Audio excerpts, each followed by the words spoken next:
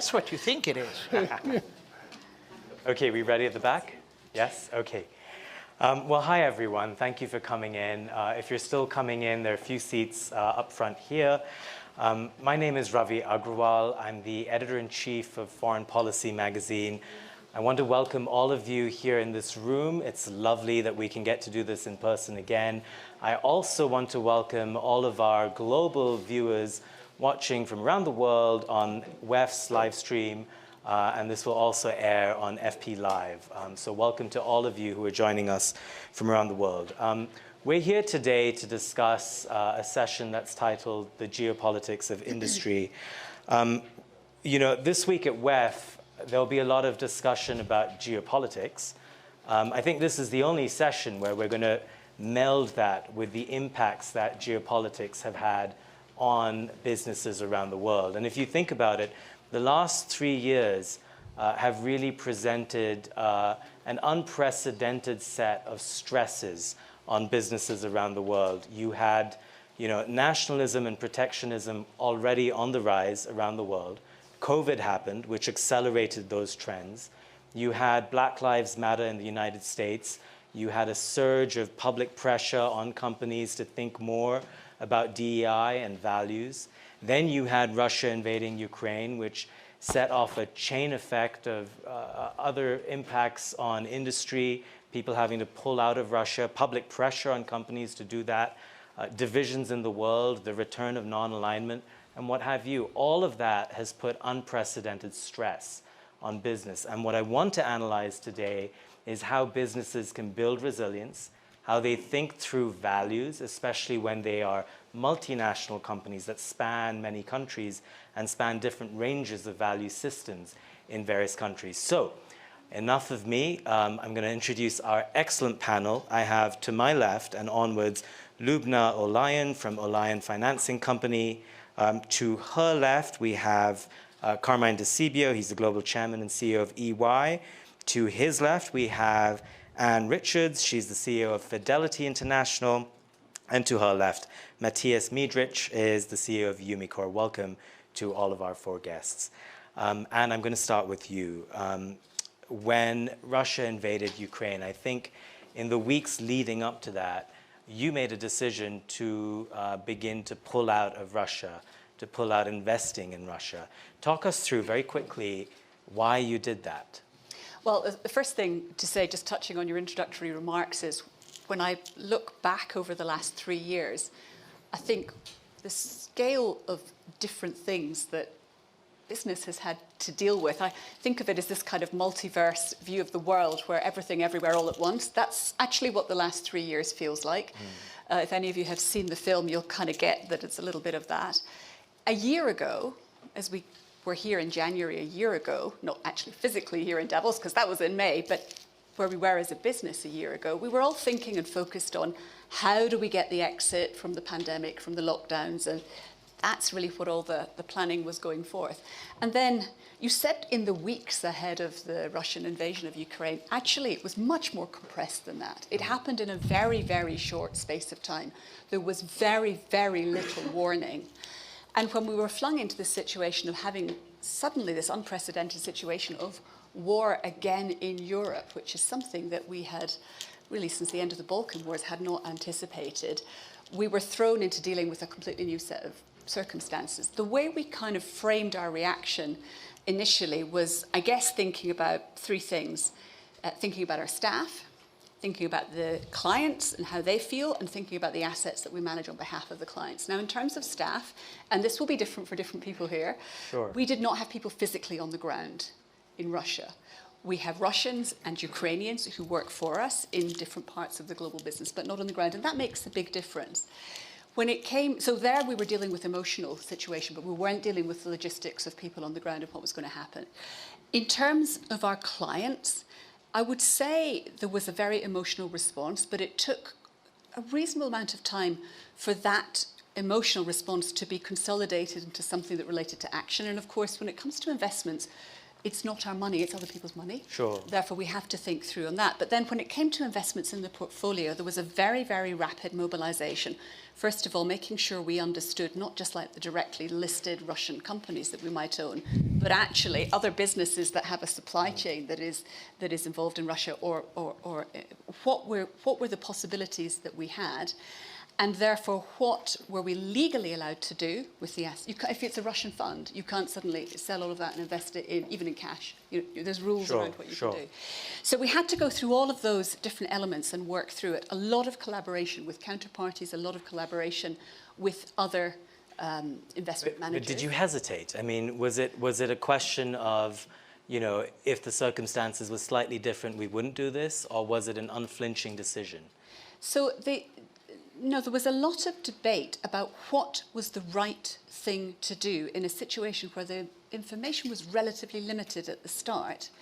So we all knew we felt we should do something, but what that should be, was it a complete cessation of activities? Would that have a humanitarian impact? How do you actually work through all the second and the third order effects? Sure. So yes, absolutely immediate that we needed to do something. Right. But what we legally could do and should do was kind of a debate. So let me contrast your experience at Fidelity a little bit with EY's experience. Carmine, you had more than 4,000 staffers in Russia, I believe about 600, 700, 800 in Ukraine. How did that change, how does that contrast your decision-making from Anne's? Yeah, so our decision-making wasn't that different than Anne's. I mean, we also have to look at our clients and our clients globally, and where do our clients need us to operate. And, we wanted to make sure that we weren't letting all our clients down if we were to just pull out. So that was a period of time where we were analyzing the situation. So I don't know if the right word is hesitation. I would say we were analyzing the situation. But we had 4,500 people in Russia. We were able to relocate many of them, in particular our partners. But then we did pull out, period. And what's the guiding sort of philosophy behind pulling out? Is it moral? Is it business? Well, it's certainly, from a business perspective, it's a losing proposition. Period. So it certainly wasn't business from that perspective. It's moral. It's doing the right thing. And listening to our people, even our own people in Russia, in particular, our more senior people. Several of them now are relocated in other countries. Look, there's no doubt Russia was the aggressor here. And so we also had, as you said, about 750 people in Ukraine. And we helped them make sure that they could relocate to Poland and other places, make sure they were safe.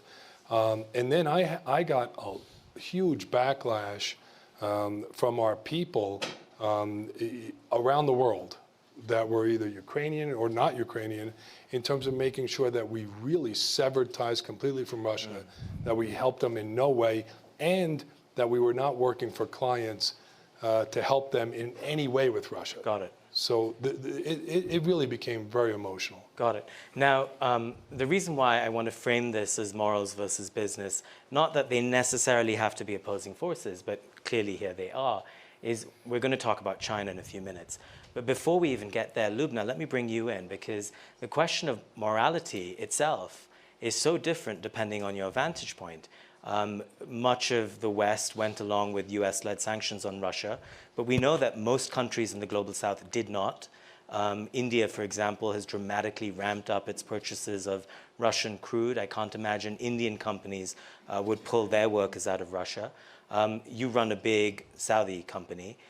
Your country, of course, has navigated, a very difficult world in 2022, but it has maintained ties with Russia. How would you think through the morality of what a company needs to do?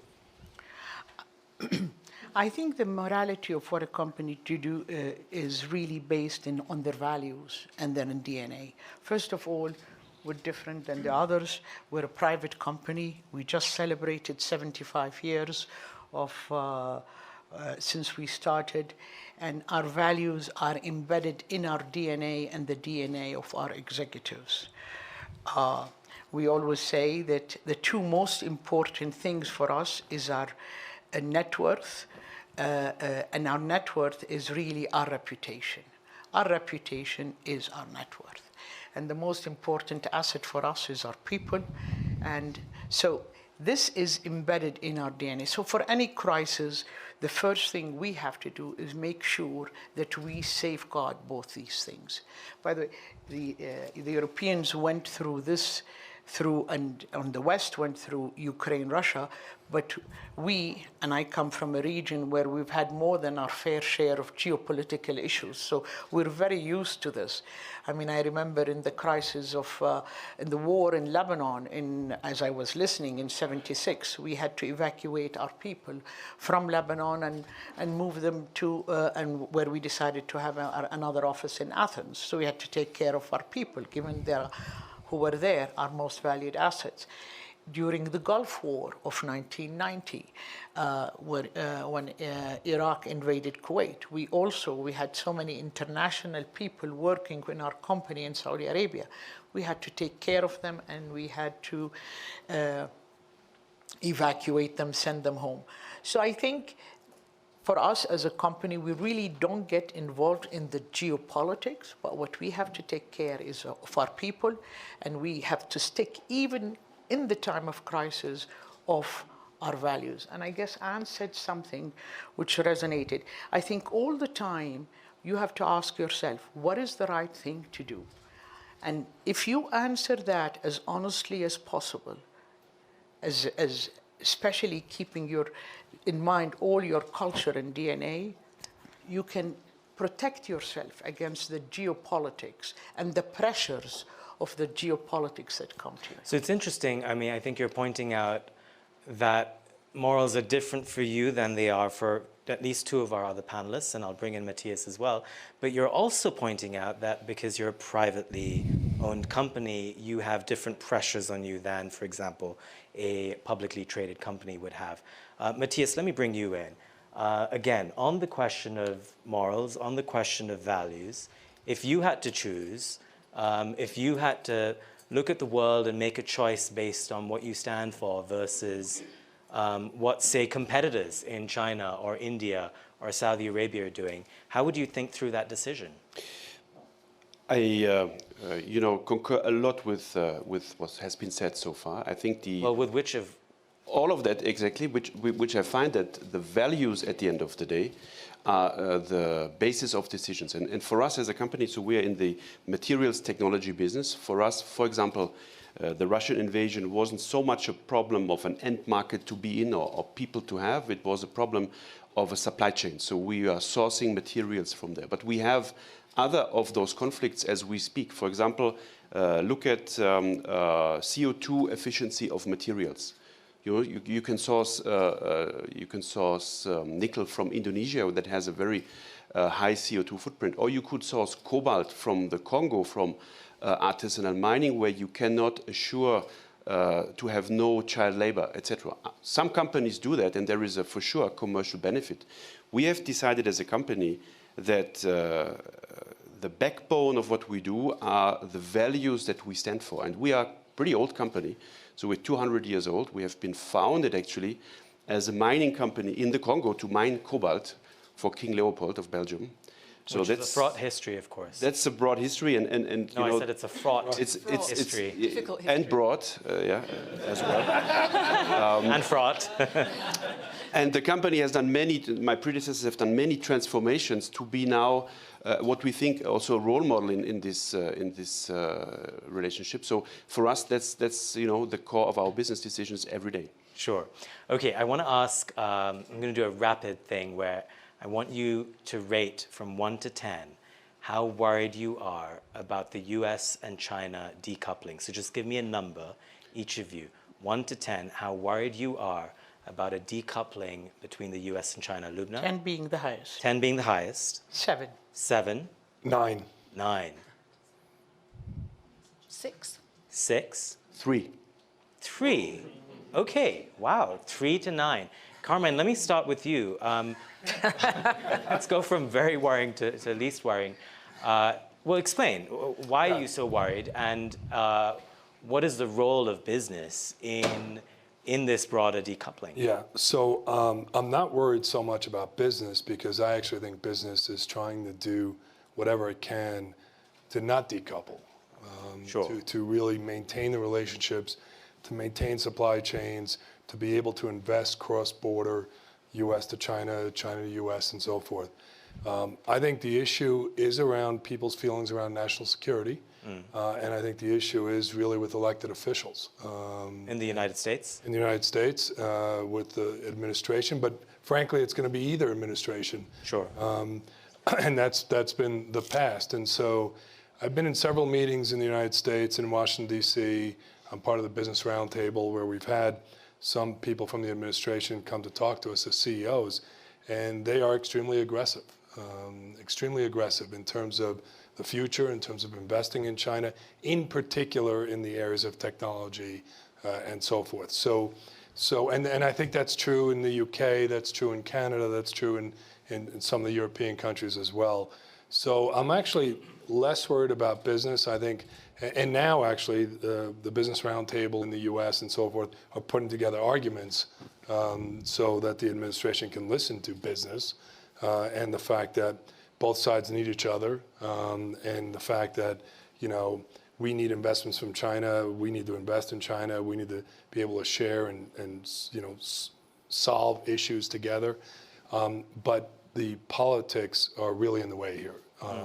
And I am worried that they're not getting better. And in particular in the United States, they're not getting better because both sides of the aisle have this as a major part of the agenda. And as people say, and it's true, it's the one thing that they could agree on. They can't agree on anything else. But on this, they're pretty much in agreement for different reasons. And I think that's going to continue to cause a problem. Yeah, all the old doves are hawks now. And I'm curious what this means for your world. It often strikes me that so many Americans with pensions, they are, in a sense, investing in China because their index funds have growing China weightages, but they're not actively aware of how invested they are in China. You contrast that with, as we've just heard, this political mood of decoupling, of seeing China more as a threat rather than a challenge. How do you approach that growing change? And then also, how come it's just a 6 for you? So I think there's an awful lot of rhetoric. To answer your second question first, and when you hear what the officials are saying to each other, and certainly an area where it's really important to listen very hard to what is actually being said. And my take is that the realization that a complete decoupling would be catastrophic for the global economy means that there is a genuine desire on both the US and the Chinese side to find the areas where cooperation can happen. And I think that is genuine, and I think there are some areas. There are clear areas of active competition. And so, I take, I wouldn't say complete comfort, but I think the fact that those conversations still happen and that there is still that intent not to completely fracture the global economy, I think is really important. On the broader question, I think you have to kind of go back to the late 80s, early 90s and realize how much the global economy has benefited over the last 30 years from the Chinese workforce entering the global economy, because that is what kept inflation low for 30 years. We always underestimate the impact of demographics generally, but particularly as it relates to workforce, to employment.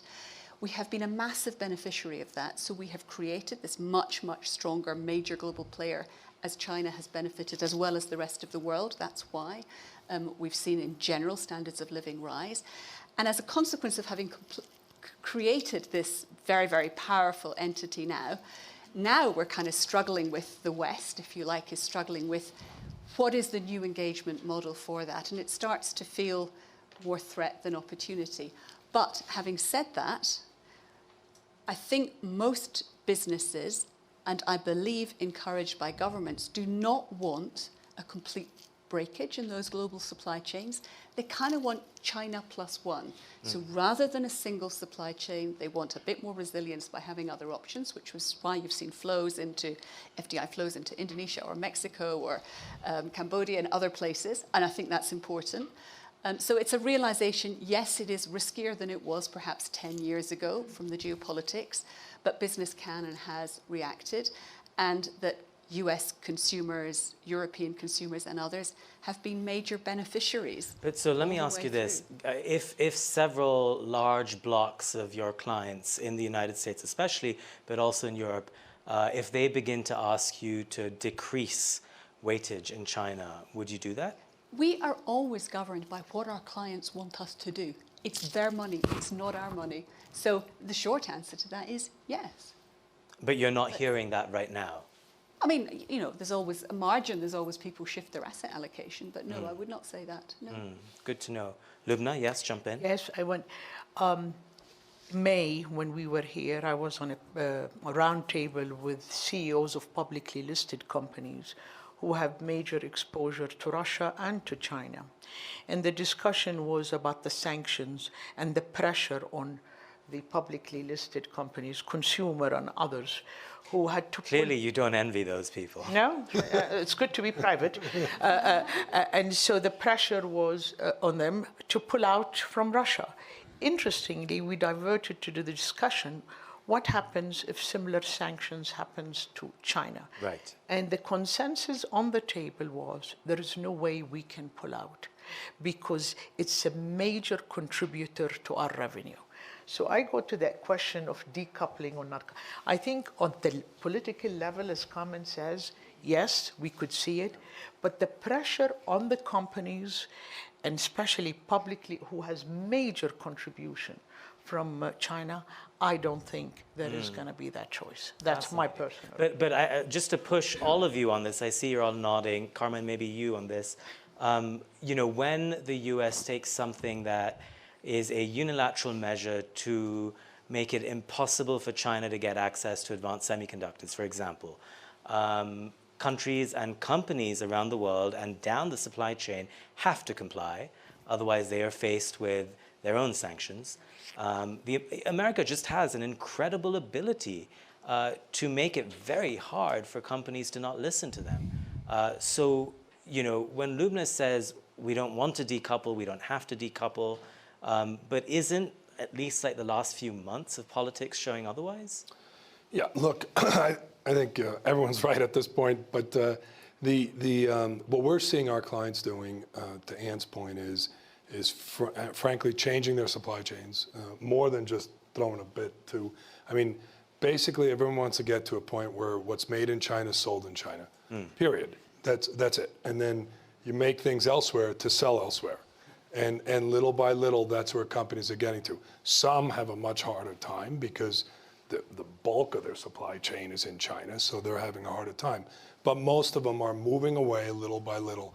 Sure. And so it almost becomes, you know, self-fulfilling at some level when all, you know, Western companies tend to do that. Then you end up with China as an insular type situation, and that can't be good. Sure. Because that will force more decoupling, you know, as things go along. So, but I agree with what Lubna said. I mean, China's very different than Russia, very different. I mean, there's just too much revenue, there's too much at stake, and so it's not like, you know, companies just pulling out like that. So it will be more gradual, and whether we like it or not, and businesses fighting back, it will be more political. Yeah, I can imagine. So look, is there a chance to your three? Is there a chance that this can get resolved over some period of time? I think so, but it's going to take the politicians to have a different view, in my view. I was a 6. Matthias. I was. I actually want to. Didn't tell you yet why. That's where I wanted to go, because when you said 3, there was an audible gasp in this room. Explain the 3 out of 3. Yeah, you know, I want to make a pledge pro decoupling. Oh, okay. Yeah, and I want to start with the question: why do we produce electric vehicles? Why is Europe banning combustion engines in 2035? Right. The answer is very simple: because we want to reduce carbon emissions. So for combustion engine cars, it's simple. Electric cars, if they run on renewable energies, no CO2. But to produce an electric vehicle produces enormous amounts of CO2, much more than a combustion engine. And just imagine you would now ship millions of tons of materials over the world to build electric vehicles. That's nonsense, actually. So with that, the IRA, you know, the Inflation Recovery Act, that is a major move for decoupling, to support decoupling, is something that is anyway there, because the customers, so our customers, the car manufacturers, they wouldn't accept for us to ship from China to the US, because the penalties they would have to pay on the carbon footprint, not to speak of the consumers that would demand products that have a low carbon footprint.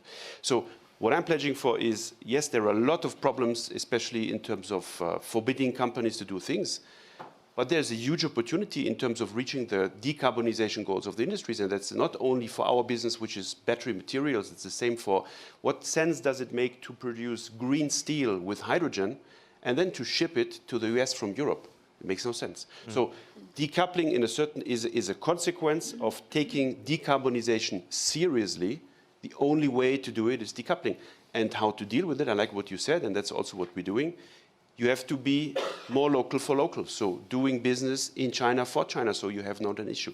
The only issue comes if your headquarters in the US and you are forbidden to do business in China. That's a big issue. But I know I'm representing the industry in this discussion, and from a pure practical point of view, reaching the CO2 targets, it's the only option. Fascinating. So let me ask a related question, again, getting you all to do a 1 to 10 scale of worry.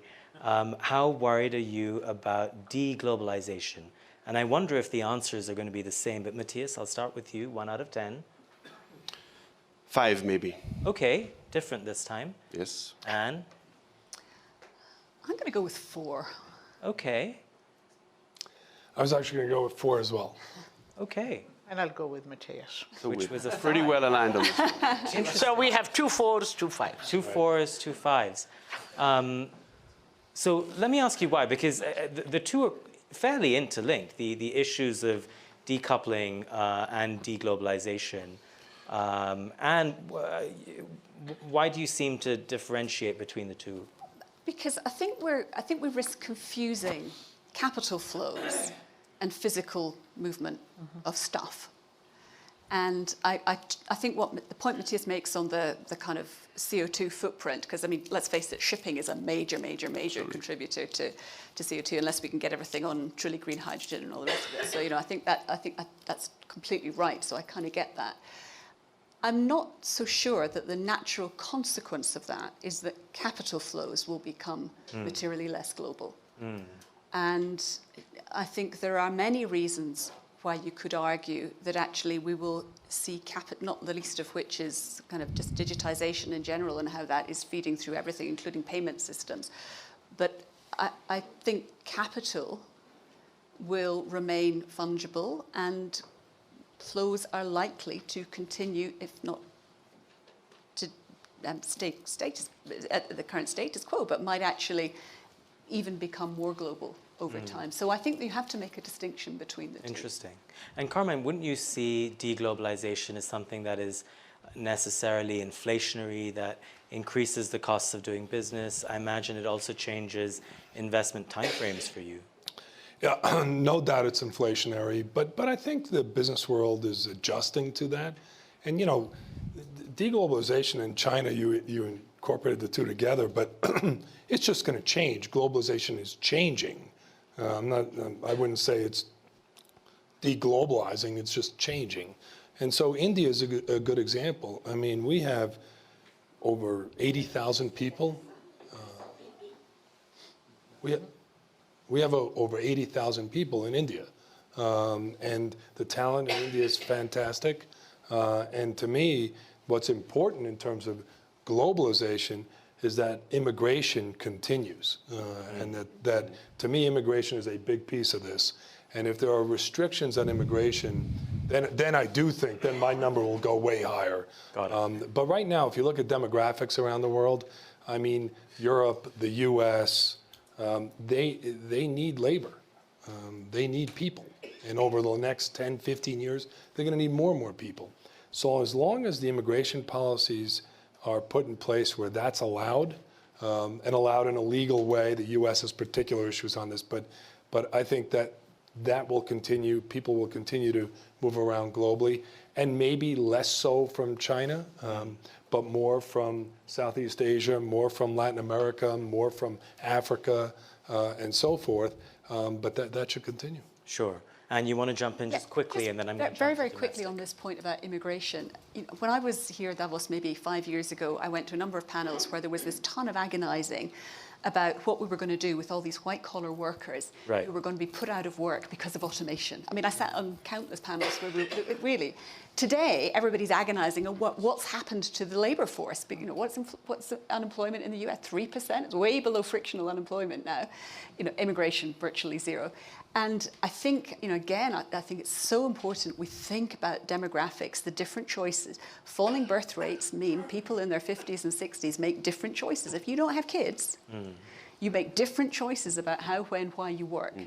And, you know, so I think it's a really important point as we think, what I think this will do is spur investment in productivity improvement, because that is the natural consequence. So yes, potentially inflationary, but actually I think a spur to innovation and productivity over time, which I think is a good thing. Interesting. And we just got the news today that China's population declined. Jump in, yeah?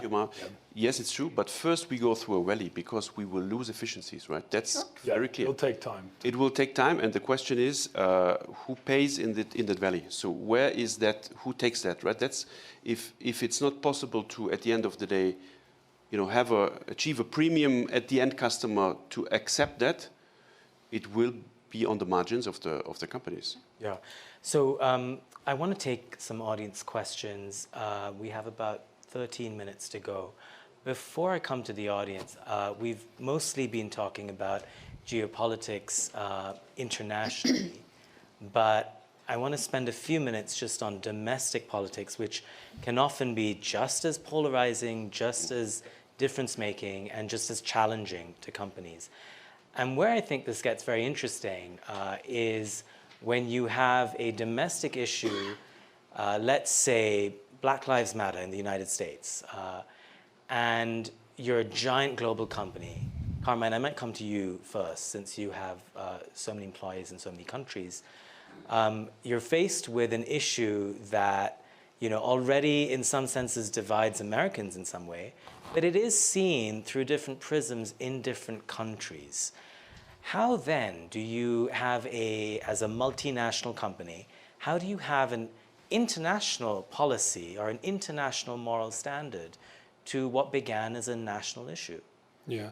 This gets back to, I think, what Mathias said earlier is, you know, all our companies have values. Ours are integrity, respect, teaming, and inclusiveness are the first part of our values. And those are the values that we live by around the world. And, you know, let's take inclusiveness and diversity. That's something that in some places in the world we battle with this because governments don't allow, you know, people with different sexual preferences to exist and so forth. So we battle it as best we can, but we're also law-abiding, so that gets difficult for sure. When you say battle it, you mean you put pressure on governments to change? Yeah. Our employees put pressure. Can you give us an example of having done that? Some of the countries, in particular around sexual preferences, LGBTQ plus and so forth, where our employees, we have right now our leader of our practice in Japan is a gay man, and he experiences this all the time.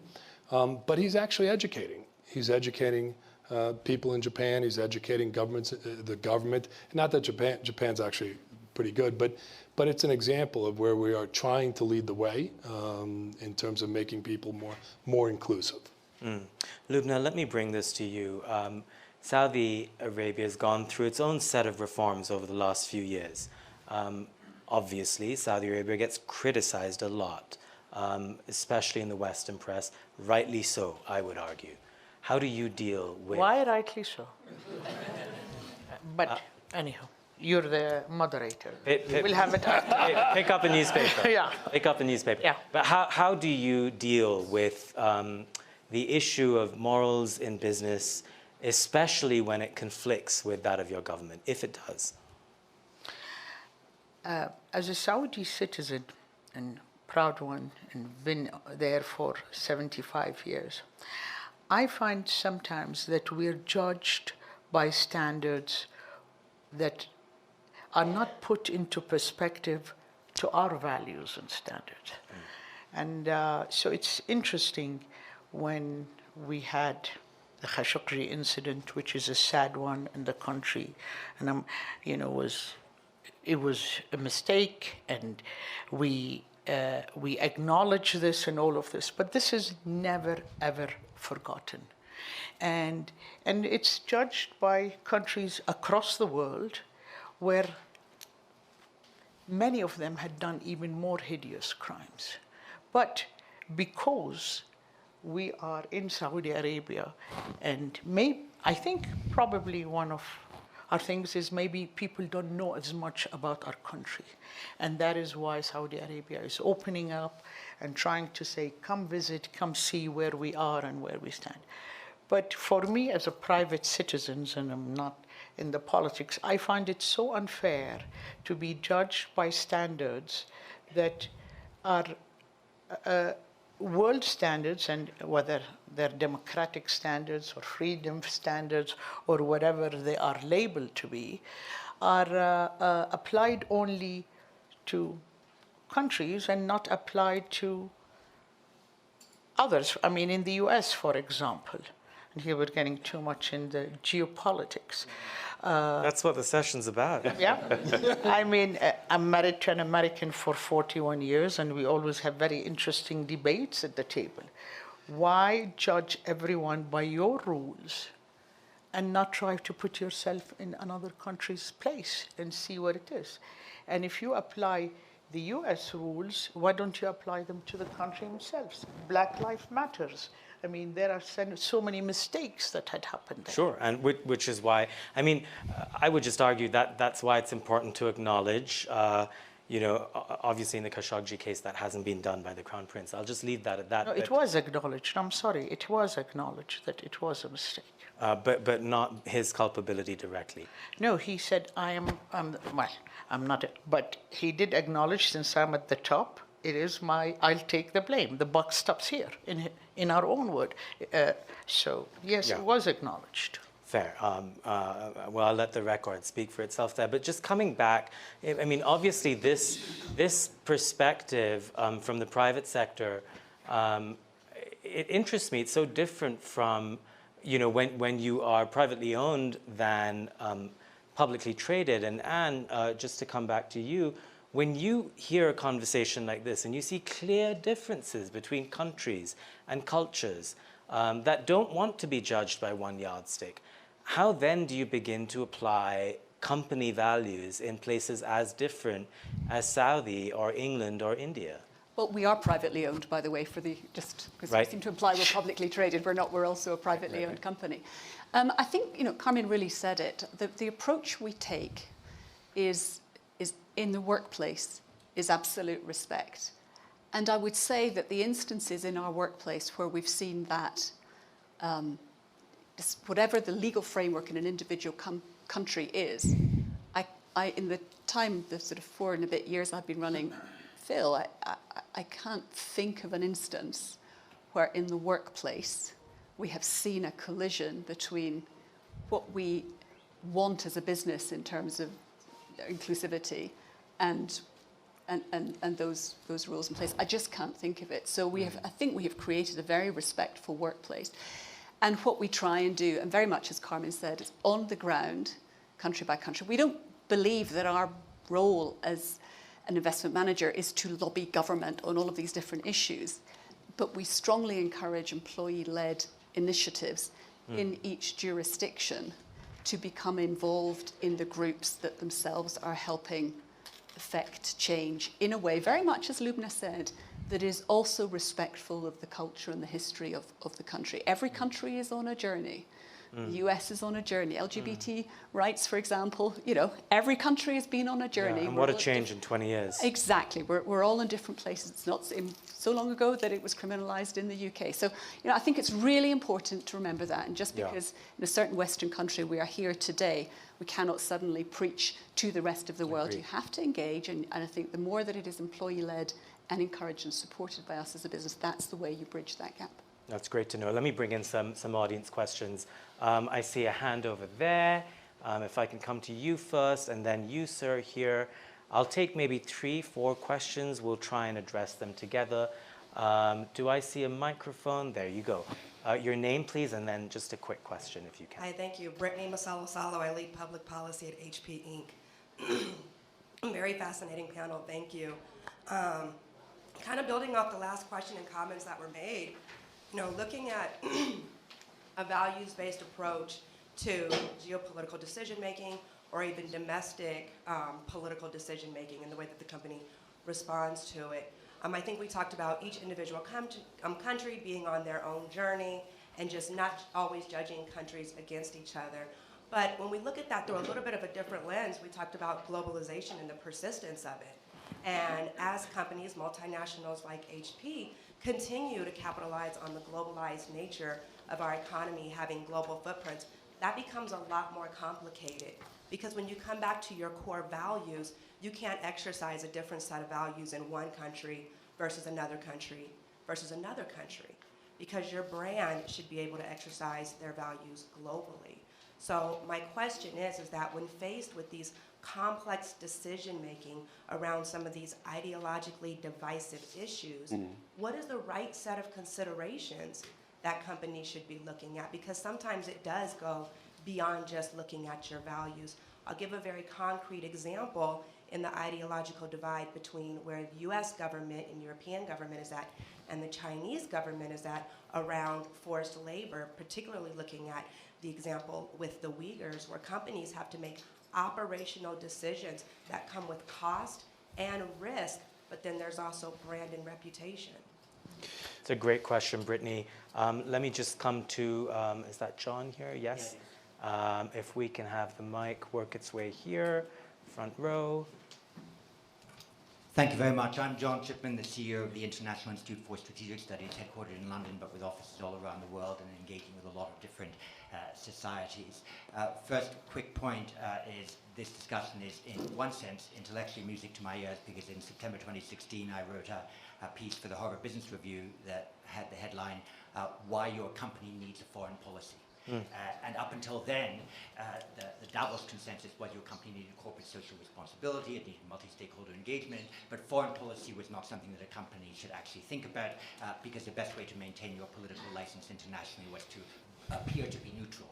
But that's no longer possible. Companies do have to take positions on some of these issues for geopolitical reasons. So the two elements of a corporate foreign policy is, one, do your geopolitical due diligence, and then engage in the corporate diplomacy that advances your institution's cause. And my argument, just to add to the debate, is that all corporate foreign policies are going to be bespoke. Correct. Because every company's position is slightly different. Sometimes it will be in advance of their putative host nation's position, and sometimes there will be a reasonable, good institutional reason why it might be in a different place than its putative host country's position. On the diversity and inclusion debate, which has become an element also of corporate diplomacy, there's no pret-a-porter answer to this either. We have an office in the Kingdom of Bahrain. The diversity and inclusion policy we might have there is very different from the one we might have in the United States or in Colombia or the rest. We would want generally to assure people that we have equal opportunities to people of a Shia or a Sunni background, and that we're not discriminating in that way. But if I imported a US diversity and inclusion policy into Bahrain, it wouldn't be relevant. So my point is, all of this has to be bespoke and consistent with the values of the organization, but it's going to be different in different cases. And if it's just photocopied from a so-called general best practice, it'll fail for the company. That's fascinating. Maybe we can work that into the Shangri-La dialogue. Matthias, maybe I can come to you. Do you want to take on either? Yeah, I wanted to take the question on how, why don't you listen to your people, to your employees? Because I think if you have a strong corporate, you call it brand, I would call it culture. If you have a strong corporate culture, it cannot be regional specific. It is the corporate culture. And what we have experienced a lot, come back to the Russia example, I have received a lot of requests from our teams over the world demanding that we do not source anymore, for example, palladium from Russia. So we didn't at the end of the day, and we had a global consensus. I think it's not always possible, but that would be my advice. Listen to your people, because they know best how to express the corporate culture in an actual situation in the different countries around the world. That's fascinating. You know, we are bang out of time, so I'm going to finish us right on the dot as the clock gets to 0. Our guests today were Lubna Olayan from Olayan Financing, Carmine Di Sibio, CEO of EY, and Richard, CEO of Fidelity International, and of course, Mathias Miedreich, CEO of Umicore. Let's hear it for them. Thank you. Thank you.